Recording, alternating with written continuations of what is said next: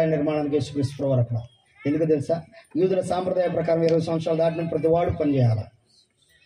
30 సంవత్సరాలు వచ్చినోడు సైన్యంలో చేరాలా. 20 సంవత్సరాలు దాటినోడు పని చేయాలా. కనుక యేసుక్రీస్తు ప్రభువు 20 సంవత్సరాలు దాటిని ఆ దేవాలయ నిర్మాణం జరిగేటప్పుడు, అందుకని ఆయన కూడా వన్ ఆఫ్ ది వర్కర్ అక్కడ. చరిత్రలోకి మీరు చూడండి, 3 దేవాలయం అయిపోయింది. మరి అదేందో అర్థం కదా, 3వ దేవాలయం కట్టబడింది, 3వ దేవాలయం కట్టబడితే ఓ గోహల యూట్యూబ్ నిండా అయ్యే మాటలు, అయ్యే విధానాలు, అదే విధానం. ఎర్రన పేరు దొరికిద్దంట, ఆ దొరకంగా బలిస్తాం. మొన్న ఈ మధ్యన ఒక ఆయన చెప్పాడు, బాబురావు గారు 3 సంవత్సరాల క్రితం చెప్పాడు, ఎర్రన పేరు దొరికింది, రేపు బలి ఇచ్చేసిపోతున్నారని. ఇప్పుడు 3 సంవత్సరాలు అయింది, బలి వల్ల ఇంకేం చేయాలి, మరి ఎక్కడుందో తెలియదు ఎర్రన పేరు. చాలా విషయాలండి, దేవునికి సంబంధం లేని విషయాలు. అసలు బైబిల్లో ఏం చెప్తుందో తెలుసా? యెరూషలేము దండుల చేత చుట్టబట్ట మీరు చూసినప్పుడు దానికి నాశనము ఏం సమీపిస్తుందని చెప్పాడు దేవుడు. ఏం సమీపిస్తుందంట? దండులు అంటే ఏంటి? చుట్టుపక్కల ఉన్న దేశాలు మొత్తం యెరూషలేము మీదకి యుద్ధానికి వెళ్తున్నాయండి. ఎంత యెరూషలేము అంతా? ఇప్పుడు దేవుడు దాన్ని కాపాడుతూ ఉన్నాడు. యెరూషలేముకు అధిపతి ఎవరు చెప్పండి? బైబిల్లో చక్కట యెరూషలేముకు అది ఇశ్రాయేలుకు అధిపతి అయిన వాడా అని అంటాడు. ఎవరి గురించి చెప్తాడు తెలుసా? అమెరికా గురించి చెప్తాడు. ఇశ్రాయేల్ అధిపతి ఎవరు తెలుసా? అమెరికా. అమెరికా అండ ఉన్నంత వరకు యెరూషలేము బాగుండేది. అమెరికా అండ డౌన్ అయిందనుకో, యెరూషలేము కూడా డౌన్ అయిపోయింది. ఈ భౌతిక యెరూషలేము గురించి కాదు ప్రభు ప్రార్థన చేయమంది. యెరూషలేము క్షేమం కొరకు ప్రార్థన చేయడానికి ప్రభు చెప్పాడు. దాని కొరకు ప్రార్థన చేయవారు వర్ధులుదురు అన్నాడు. ఏ యెరూషలేము తెలుసా? ప్రకటన గ్రంథం 21వ అధ్యాయంలో ఉన్న యెరూషలేము. ఆ యెరూషలేము అనే మహాపట్నం కోసం ప్రార్థన చేయాలి. ఆ పట్టణం కోసం ప్రార్థన చేస్తేనే గొప్ప క్షేమం జరుగుతుంది. ఎందుకంటే దాని క్షేమం మీ క్షేమకరంగా మారుతుంది. ఇప్పుడున్న యెరూషలేము కాదు. ఇప్పుడున్న యెరూషలేములో చాలా మంది ఏమంటారు తెలుసా? అక్కడ యెరూషలేము చాలా పవిత్రమైంది అంటారు. పవిత్రమైందంటే, దేవుని దృష్టిలో పవిత్రమైందంటే విగ్రహారాధన ఉంటుంది. అక్కడ చెప్పాలి, విగ్రహారాధన ఉంటుంది అండి. యెరూషలేములో విగ్రహారాధన ఉందంట. మీరు నమ్ముతారా నమ్మరా? ఉందంట, నమ్ముతారా? యేసు క్రైస్తవుల ఆర్సిఎం చర్చిలో 14 స్థలాలు ఉంటాయి. తెలుసా మీకు? ఆర్సిఎం చర్చిలో 14 స్థలాలు ఉంటాయి. 14 స్థలాల్లో 14 ఫోటోలు ఉంటాయి, 14 బొమ్మలు ఉంటాయి. ఇప్పుడు యెరూషలేములో కూడా 14 ప్రదేశాలు ఉన్నాయి. 14 దగ్గర యేసుక్రీస్తు సిలువ మోస్తున్న బొమ్మ ఒకటి ఎట్లా, యేసుక్రీస్తు పడిపోయిన బొమ్మ ఒకటి ఎట్లా, యేసుక్రీస్తు కింద పడిపోయిన బొమ్మ ఒకటి, మగ్దలేని మరి వచ్చి మోహన గుడ్డదుతున్న బొమ్మ ఒకటి, ఇట్లా ప్రతి చోట ఒక బొమ్మలు పెట్టుకుంటూ పోయారు. ప్రతిదీ దాన్ని ఏమంటారు? ఆడికి వెళ్ళిన ప్రతి వాళ్ళు దాన్ని ఆరాధించడం ప్రారంభిస్తున్నారు. గమనించిన యెరూషలేములో ఇశ్రాయేలుకి అసహ్యమైంది ఏంటి? పందుల పెంపకం. ఈరోజు పందుల పెంపకం వ్యవస్థగా ఉంది అక్కడ. గమనించండి, చాలా విషయాలు ఉన్నాయి ఇక్కడ. కానీ ప్రజలకు అర్థం కాని విషయం ఏంటంటే, ఇంకా యెరూషలేములో నేను ట్రైన్లో ప్రయాణం చేస్తున్నప్పుడు ఒక సహోదరి నాకు పరిచయం అయింది. ఆమె యూదురాలంట. నేను మహబూబ్ నగర్ జిల్లా పెడుతున్నప్పుడు నాకు ముందు ట్రైన్లో కూర్చుంది. ఇంగ్లీష్లో మాట్లాడుతుంది. Please give me match box అంది. ఐ డోంట్ నో స్మోకింగ్ అన్న. వై అంది. ఐ డోంట్ లైక్ ఇట్ అన్న. ఓకే, మరలా అడిగింది. మళ్ళీ ఇవ్వమంటాను, నా దగ్గర లేదని చెప్తాను. మరలా అడుగుతున్నాను, ఇవ్వమని. లేదని చెప్తాను. అసలు ఎందుకే నేను అడిగాను, నువ్వు ఎవరు అన్నా? ఆమె చూడే అన్నాను. వై అన్నా చెప్పు, నేను యూదురాలని అంది. ఏం పేరు అన్నా? లూదియా అంది. నువ్వు మ్యాచ్ బాక్స్ అడుగుతున్నాడు, మై హ్యాబిట్ అంతే. దానికి నీకు ఏం చెప్పలేం కదా. అర్థమైంది? వాళ్ళకి ఇష్టం అది. వాళ్ళకు అలా కొన్ని కల్చర్కి అలవాటు పడిపోయారు. కనుక కొన్ని విషయాల్లో మనం తెలుసుకోవాల్సిన చాలా విషయాలు ఉన్నాయి. గమనించండి, అంతిమ దినాల్లో యుగాంతానికి సమీపించినప్పుడు జరగవలసిన విషయంలో మరొకటి ఇదొకటి. ఏమిటి ఇది? నోవాహు దినాలు జరిగినట్టు జరగాలి. నోవాహు దినాలు ఎలా ఉన్నాయి అలా ఉంటాయి. ఇప్పుడు ఆ లోతు దినాలు ఎలా ఉన్నాయో అలా ఉంటున్నాయి ఇప్పుడు దినాలు. ఈ దినబిడ్డలారా భయంకరమైన దినాలు. గమనించండి, వీటి గురించి పర్టికులర్ వివరించవసరం లేదు. ఆ నోవాహు దినాల్లో ఉన్న దినాల్లో ఇది ఒక ఫోటో. ఏముంది అక్కడ? స్వలింగ సంపర్కం. అంటే ఆడోళ్ళు పెళ్లి చేసుకోవచ్చు, మగోళ్ళు పెళ్లి చేసుకోవచ్చు. ఆడోళ్ళు మగోళ్ళు సంబంధం ఉండకూడదు. అర్థమైందా? గవర్నమెంట్ జీవో చేసిందండి. ప్రపంచ దేశాలు చాలా అంతా ఐక్యరాజ్య సమితిలో కూడా జీవోలు వచ్చినాయి. అట్లా మన భారతదేశంలో కూడా జీవో ఒకటి వచ్చింది. దీంట్లో అర్థమైందా? మగోళ్ళు పెళ్లి చేసుకోవచ్చు అంట. ఆడోళ్ళకి మగోళ్ళకి సంబంధం లేదంట. కనుక ఎవరికి వాళ్ళు పెళ్లి చేసుకోవచ్చు, హ్యాపీగా బతికొచ్చు. అలా చాలామంది బతుకుతున్నారు. అలా బ్రతకడానికి అలవాటు పెట్టిన వాడు మైకేల్ జాక్సన్. అలా కొద్ది రోజులు ఆడవాడిలాగా ఉంటాడు, కొద్ది రోజులు మగవాడిలాగా ఉంటాడు. లాస్ట్ మంత్ చెప్పాను మైకేల్ జాక్సన్ గురించి. అలా బాడీని 8 సార్లు సర్జరీ చేయించుకున్నాడు. ఆడవాళ్ళలాగా ఉంటారు, మగవాళ్ళలాగా ఉంటారు. బాడీ మొత్తం మెడిసిన్తో నింపబడి చనిపోయాడు. కనుక ఈ అంత్య దినాల్లో ఆఖరి విషయం ఏంటంటే, సకల జనులకు సువార్త అందించబడాలి. యుగాంతము సమీపించాలంటే బైబిల్ చెప్తున్న మాట అంటే సకల జనులకు, ప్రపంచం యావత్తు సకల జనులకు సువార్త అందించబడకపోతే యుగాంతం రాదు.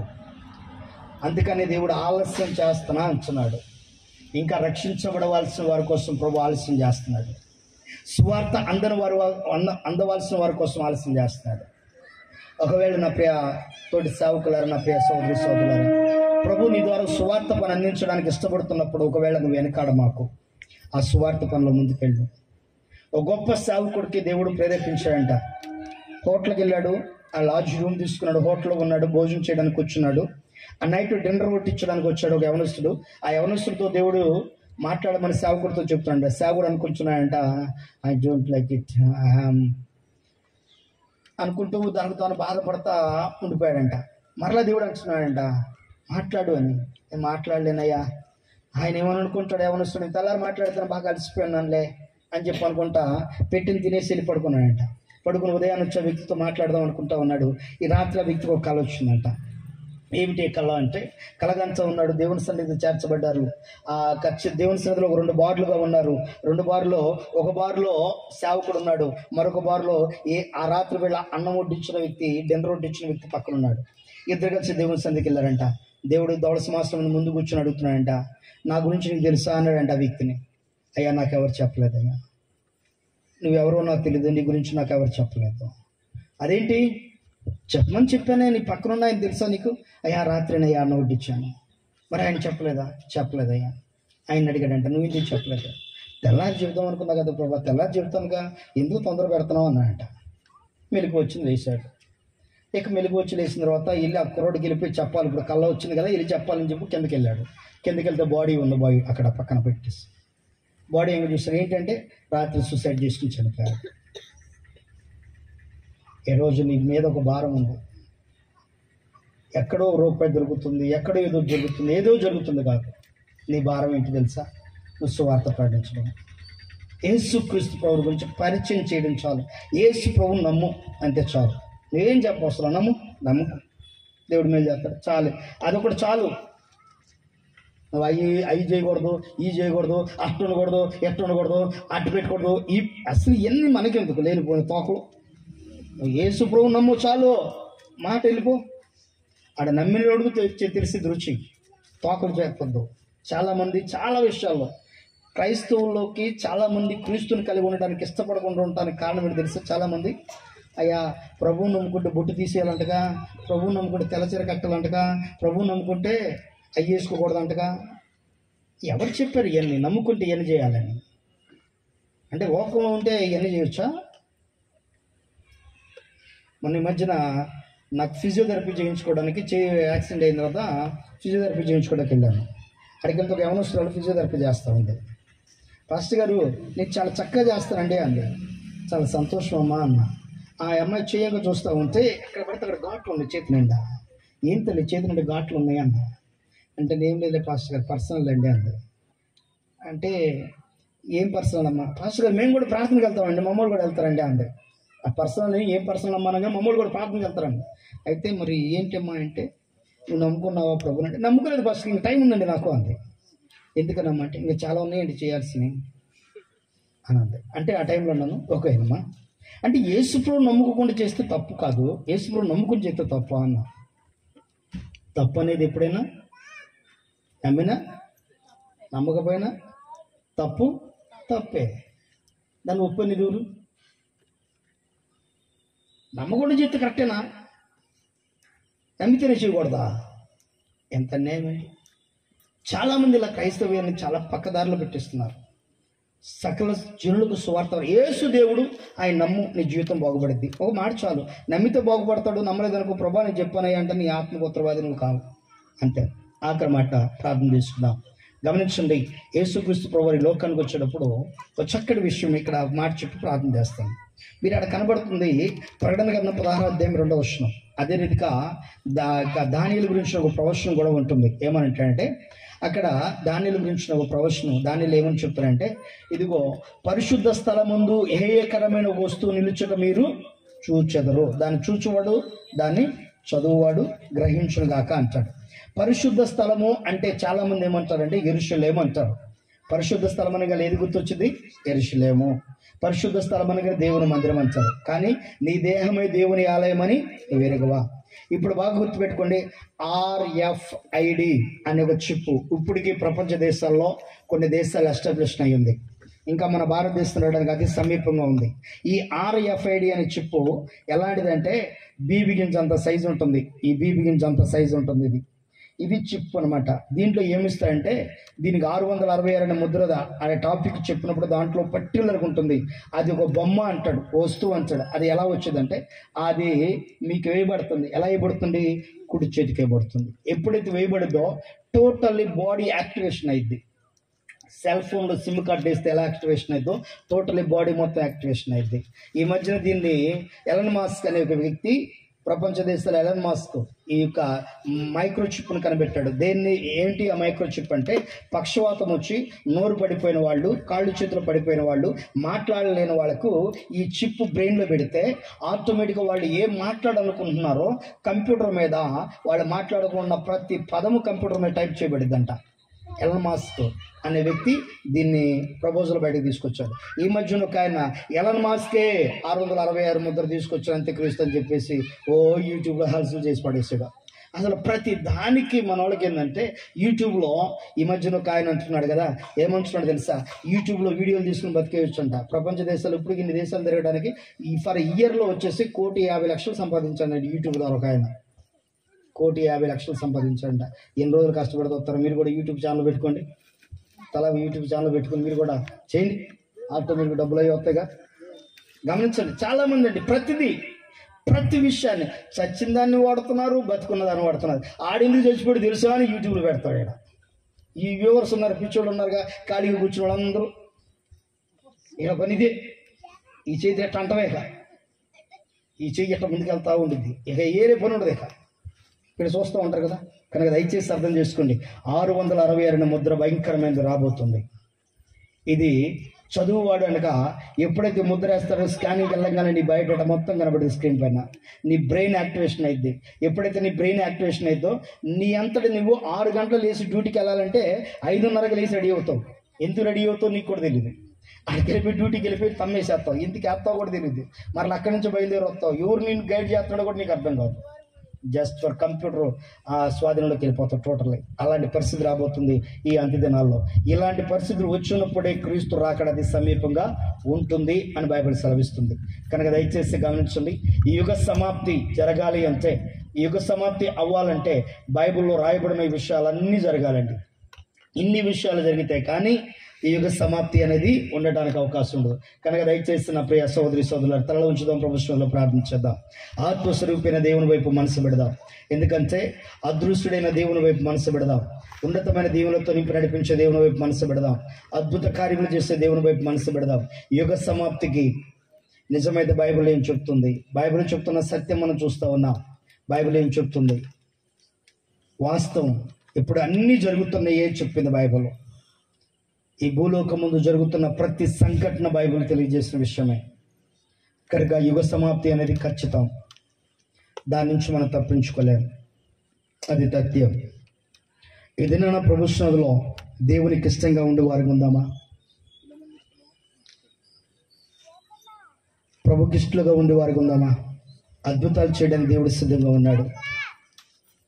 నా జీవితాల్లో ఈ 2025 సంవత్సరం ఈ మాసము మన జీవితాలు క్షేమకరంగా ఉండాలి. ఈ మాసము మన జీవితాలు ఆశ్చర్యకరంగా ఉండాలి. మేలులతో నింపి నడిపించే దేవుని వైపు మనసు పెడదాం. ప్రభువానికి స్తోత్రం, స్తోత్రం.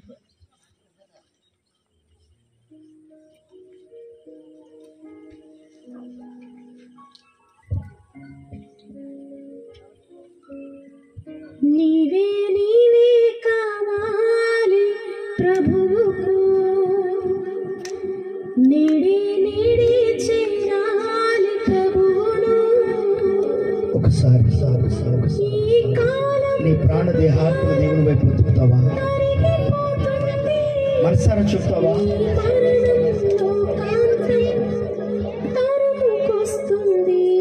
యేసయ్యా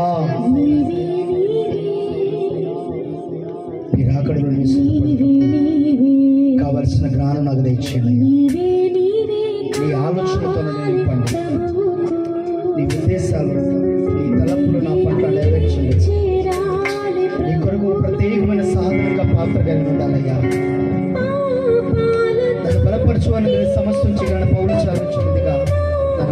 ప్రేమించవా? నీ ఆశీర్వాదమునందు నా కుటుంబమైనటువంటి కాశ్మీర్ దగ్గర ఉన్నటువంటి నీ పాదాల చెంత జరిగి ప్రార్థించే భాగ్యం దావీదు వలె నాకు నీ కృపను చూపించవా ప్రభా? అది శ్రమయైనను, మరణమైనను, కఠినమైనను, అది ఇబ్బంది అయినను నిన్ను ప్రార్థించుకోవడం నేను ఉండలేనట్టు 2 చేతులు పైకెత్తు తలుపులు తీసి ప్రార్థించిన దానియేలుకి ఇచ్చిన ధైర్యం నాకు దయచేవా? క్షణాల్లో అగ్నికి ఆవుతయ్యే పరిస్థితి ఏర్పడుతున్నప్పుడు ప్రభా బ్రతికిస్తే నీ కొరకు బ్రతుకుతాను, లేకుండా అగ్నిలో ఆవుతావుతానని నీ కోసమే జీవించిన శడ్డకు మిషన్ని చూపించిన కృప మా గురించి చూపించాయి. గొప్ప దేవుడా, నన్ను బలపరచయ్యా, నన్ను ధైర్యపరచునైనా, నన్ను లేవనెత్తయ్యా. ఈ ఆశీర్వాదం నా కుటుంబం నన్ను లేవనెత్తు, నా స్థితిని మార్చు ప్రభా. అయ్యా, ఏముందయ్యా ఈ లోకంలో? ఏముంది ప్రభా ఈ లోకంలో? ఉన్నతంతా నేత్రాస శరీరాస జీవితము అంటున్నవే, దాన్ని జయించినట్టు మా వైపు తిరగమన్నవే, మీరు నయాన్ని శ్వాసించిన వాటిని జయిస్తారంటున్నవే. అతి కృప నాకు దయచేయమని ప్రభుత్వం చెప్పమా.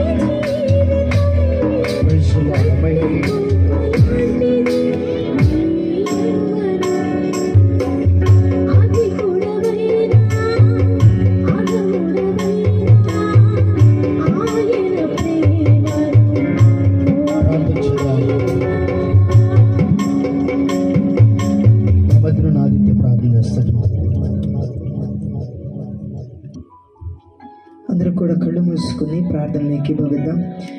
మమ్మల్ని మిక్కిలి వినంగా ప్రేమిస్తున్న మా ప్రియ పరలోకపు తండ్రి, మా యేసయ్య, నీ నామానికి వందనాలు, స్తుతులు, స్తోత్రములు చెల్లించుకుంటున్నాం తండ్రి. నీ సేవకులను నిలబెట్టుకొని నీ సేవకుల ద్వారా ఆయా యుగాంతమును గురించి మాతో స్పష్టంగా మాట్లాడినందుకు వందనాలు, స్తుతులు, స్తోత్రములు చెల్లించుకుంటున్నాం. యుగముల గురించి, అలాగే యుగాంతములో రాబోయే సంగతులను గురించి మీరు చెప్పిన వాటి గురించి ప్రతిదీ ప్రభా చాలా చక్కగా మాకు తెలియచేసినందుకు వందనాలు, స్తుతులు, స్తోత్రములు. అయ్యా, కూడి వచ్చిన ప్రతి బిడ్డను పేరు పేరున జ్ఞాపకం చేసుకోండి, దర్శించండి. ప్రతి ఒక్కరూ ప్రభా రాకడకు తమను తాము సిద్ధపరచుకొనుటకు, అలాగే ప్రభా తమ కుటుంబ సభ్యులను కూడా సిద్ధపరచుటకు కృప చూపించండి. అయ్యా, గొర్రెలను కంటాయి అంటున్నావు కదా అయ్యా, మీరు ఇప్పుడు ఉన్న విశ్వాసులు ప్రభా అనేకులకు అయా క్రీస్తుని గురించి పరిచయం చేసి ప్రభా యుగాంతమునకు ప్రభా సిద్ధపరచు రాగున్న ప్రభా ఆశీర్వదించి దీవించండి. అలాగే ప్రభా ఈ కూడిక ఆది నుంచి అంతము వరకు మీరే అధ్యక్షత వహించాలి తండ్రి. అందుని బట్టి నీ నామానికి వందనాలు, స్తుతులు, స్తోత్రములు. అయా, నీ సేవకులను నడిపించినందుకు వందనాలు. అయా, నీ సేవకులను పేరు పేరున జ్ఞాపకం చేసుకోండి ప్రభా, ఆశీర్వదించండి, దీవించండి. అయా, ఈ అంత్య దినముల్లో ప్రభా ఇంకా బహుబలమైన సాధనములుగా నీ కొరకు వాడుకోనండి తండ్రి. ఇంకా ప్రభా అయా నెక్స్ట్ మంత్ ఇంకా ప్రభా అనేకులు ప్రభా ఈ కూడికకు వచ్చి ప్రభా అయా దైవాశీర్వాదాలు పొందుకున్నట్టుగా కృప చూపించండి అయా. అలాగే ప్రభా ఈ కూడిక పెట్టుకోవడానికి కావలసిన ఆర్థిక సహాయాన్ని నీ సేవకుడికి అందించండి. ఈ కూడిక ద్వారా మీరే సమస్త మహిమ, ఘనత, ప్రభావములు మీరు మాత్రమే పొందుకున్నామని యేసయ్య నామమున అడుగుచున్నాము తండ్రి. ఒక పాట పాడుచుడిగా కానుకలు పట్టుకుందాం. ఈ రోజున ఆఖరి ఉపవాస రోజు ముగించుకుంటున్న టైంలో పగడల ప్రవీణ్ గారిని జ్ఞాపకం చేసుకున్నప్పుడు ప్రభు నా మనసులో ఒక వేదన ఇచ్చేదో బాగా ఏడుతూ బాధపడుతూ ఉన్న రూమ్లో ఆ టైంలో ప్రభు నాతో మాట్లాడిన మాట ఇది, నాన్న నీకోసమే యేసయ్యా, నీకోసమే నేనున్నానయ్యా, నీకోసమే యేసయ్యా, నీకోసమే నేనున్నానయ్యా. లేవనెత్తుము, నన్ను బలపరచుము, ధైర్యపరచుము, నన్ను నడిపించుము. లేవనెత్తుము, నన్ను బలపరచుము, ధైర్యపరచుము, నన్ను నడిపించుము. నీ కోసం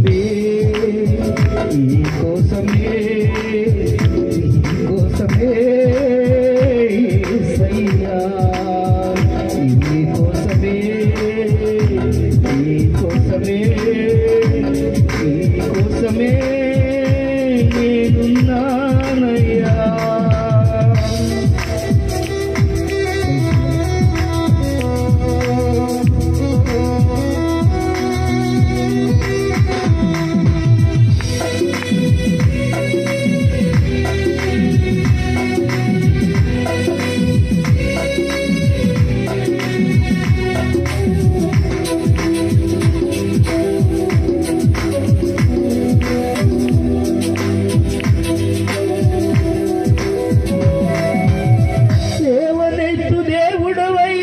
నన్ను పట్టుకున్నావు, ఓదార్చు దేవుడవై నన్ను అడ్డుకున్నావు.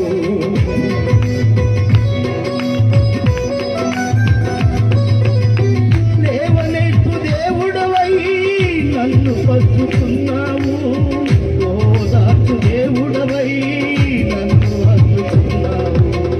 బలపరచు దేవుడవై నన్ను ఆదరించావు, బలపరచు దేవుడవై నన్ను ఆదరించావు. ధైర్యపరచు దేవుడవై నా తోడు ఉన్నావు. నీ కోసమే నీ కోసమే నీ కోసమే యేసయ్యా, నీ కోసమే నీ కోసమే నీ కోసమే యేసయ్యా.